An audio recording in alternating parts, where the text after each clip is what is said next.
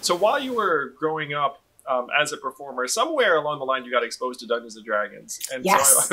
so I wanted to ask when that happened, because I have to say, Deborah, I played Dungeons and Dragons as a kid, Yeah, and let's just say that you would have stood out in our group. I'm sure.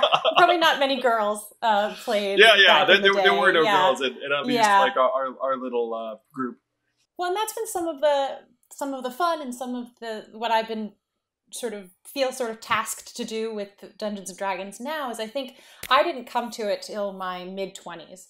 And I think some of that was that I did feel that there was a barrier to entry, that somehow it was like a secret club and you had to be invited to come and play. And even if that wasn't necessarily entirely true, that was how it felt as an outsider. So I didn't come to it till an adult. And I think now how much it's enriched my life and how much I could have really used it when I was a kid. So my goal right now is to really open it up and say, and it's been something that Wizards, the who publish D&D, have been doing as well with this recent edition, is say everyone come and play, even if you don't know the rules, even if you make mistakes. This is just about collaborative storytelling and learning how to be spontaneous. So I keep whenever I play, I keep inviting new players to come and play with me. That's my favorite thing to do. Well, I definitely wanted to dig into this because this is like this is like the greatest thing I've ever I've ever heard or Oh experienced. my god! Because so I'm going to relate my experience, which is probably a Yeah. little bit more customary. I'm a bit older than you.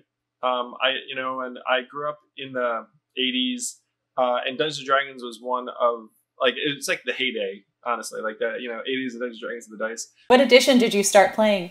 Legitimately, I think it was like the original. Like there wasn't even an edition number. Wow! So Wow! there was basic Dungeons and Dragons, and then there was advanced Dungeons and Dragons, Right. and they had like different rules.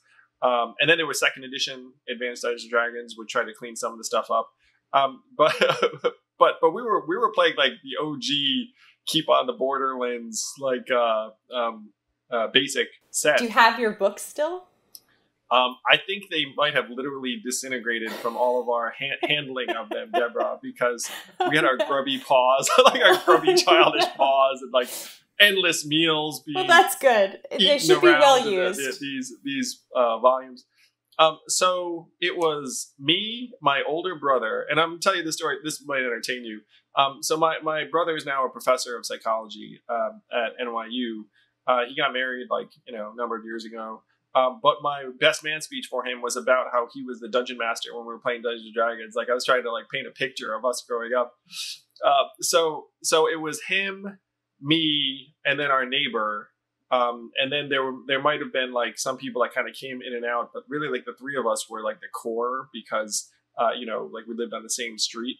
And it was such a way of when you called it collaborative storytelling.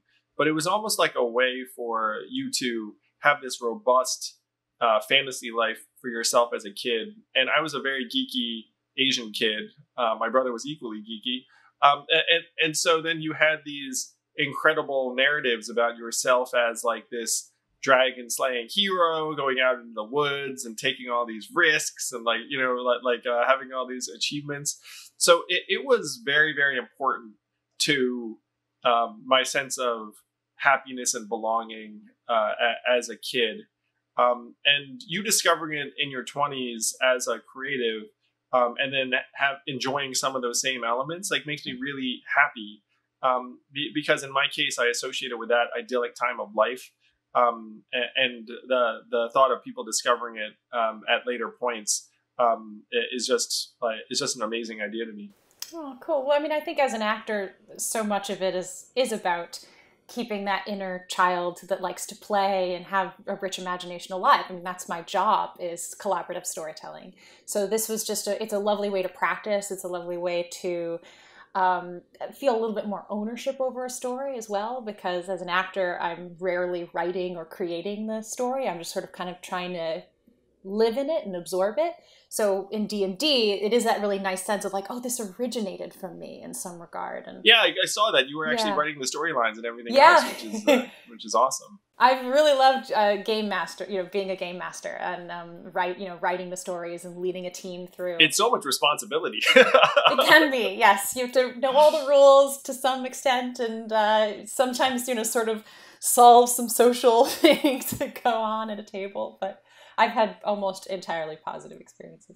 So was there an individual that was kind of your introducer to this? Absolutely. So my managers at the time, one of their sort of junior associates, he had been playing his whole life, like probably started with the original, went for weekends where they would play for 30 hours straight kind of thing.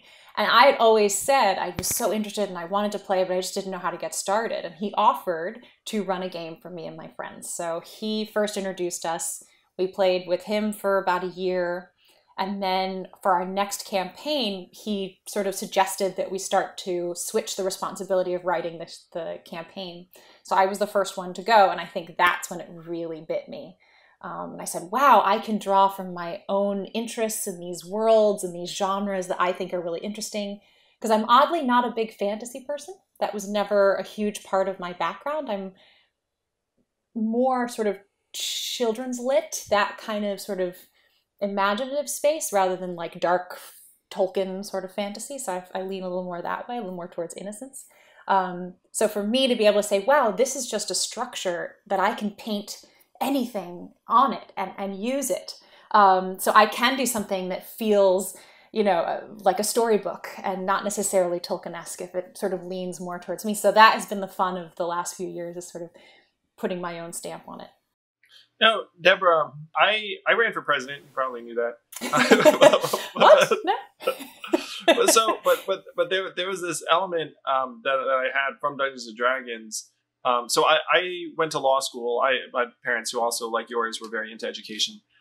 So I went to law school and practiced law unhappily for 5 months, and then left to start an illfated.com. But one of the things that drove me was I had this quote from myself. I guess, I don't know if you're allowed to quote yourself, but it was like that when I was a kid growing up playing Dungeons and Dragons, I didn't dream about being the scribe. like I dreamt about going into the woods and slaying the dragon. With the comparison being that my lawyer job felt like being the scribe, like where I was just like, and the version of law I was practicing, which was corporate transactions, genuinely did feel like I was documenting someone else's accomplishments. Interesting. Like I really did feel like that. And so then I was like, I should try and accomplish something myself. Yeah. Well, there is something amazing with D&D, that it's about practicing being heroic, even in an imaginative place. It's yes, that's where I was going. Rescuing innocent people and stopping the tyrants. That is a beautiful thing to practice as a kid and an adult. Yeah. So as a kid, I practiced it all the time. And then I found adulthood to be driving me in a very different direction. And I think one of the sources of strength I had to try to start a business or do some of the things I've done entrepreneurially was from Dungeons and Dragons, was because like you had this sense that you could paint your own picture of the future and then try to actualize it. And I feel like artists and creatives do that, entrepreneurs do that in like positive cases. I mean, politicians sometimes, every once in a blue moon. but I'm so glad that you saw in Dungeons and Dragons like this canvas that you could paint, and that you said, you know what, like my version of it is going to be like more distinct to me. Well, there's that, and I think also it's a wonderful space to, if you do it right and safely with the right group of people, to explore identity as well, and the idea that we don't have to be because the characters you draw up for yourself are just versions of yourself. Well, versions of yourself that you aspire to be, or are afraid to be, or even if you play a villain, it might be all the things that you're scared about within yourself, And so it is this sort of space in which to try on, hopefully safely and respectfully of everyone else at your table, but to try on different aspects of who you are and see how it feels, and see how other people respond to you and what that that means. And I think role-playing games, collaborative games, are such rich ground for that kind of exploration. Again, there are toxic tables and things like that, but again, for the most part, with your close friends, I just think it's a really cool, safe space, especially for kids who are still figuring out who they are or who they want to be, to experiment with that. Thank you for listening in. I hope you enjoyed this conversation. If you did, please do subscribe to Yang Speaks and click on notifications so we can let you know every time we have a new episode.